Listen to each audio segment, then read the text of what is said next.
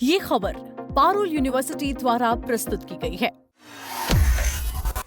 दिल्ली में नई EV policy 2026 launch हो गई है। इसे 1 जुलाई 2026 से लागू किया जाएगा।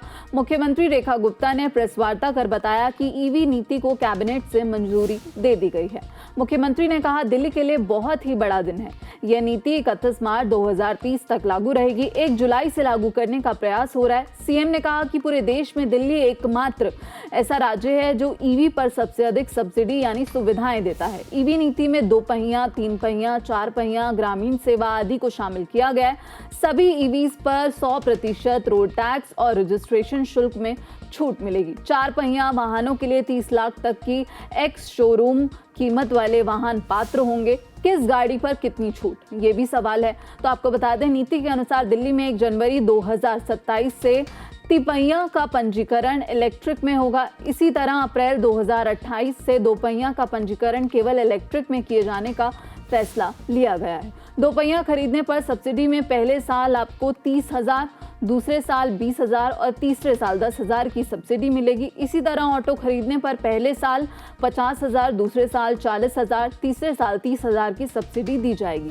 वाहनों को अलग अलग श्रेणी में स्क्रैप इंसेंटिव भी दिया जाएगा। ईवी नीति के बारे में जानकारी देते हुए परिवहन आयुक्त निहारिका राय ने बताया कि 2018 में दिल्ली के प्रदूषण पर किए गए अध्ययन के अनुसार व्यावसायिक वाहनों से 33% और यहाँ पर 67% प्रदूषण दुपहिया और तिपहिया से माना गया था। चार्जिंग इंफ्रास्ट्रक्चर बढ़ाने पर होगा जोर। ईवी नीति के लिए बड़े स्तर पर चार्जिंग इंफ्रास्ट्रक्चर विकसित किया जाएगा। चार्जिंग इंफ्रास्ट्रक्चर पहले चरण में मुख्य मार्गों पर विकसित किया जाएगा। लोग निजी तौर पर चार्जिंग इंफ्रास्ट्रक्चर विकसित कर सकें, इस पर काम करने के लिए डिस्कॉम से कहा गया है। जो ईवी पर सब्सिडी ली जाएगी उसे 3 साल तक दूसरे राज्य में पंजीकृत नहीं कराया जा सकेगा।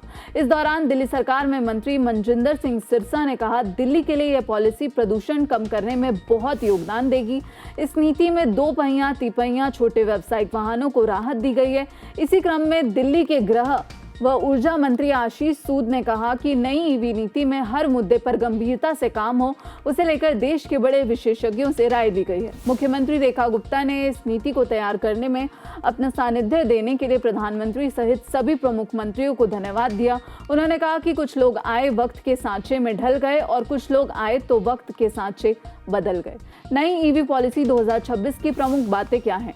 आपको बता दें, एलजी की स्वीकृति के बाद 1 जुलाई 2026 से लागू करने का प्रस्ताव 31 मार्च 2030 तक प्रभावी रहेगी।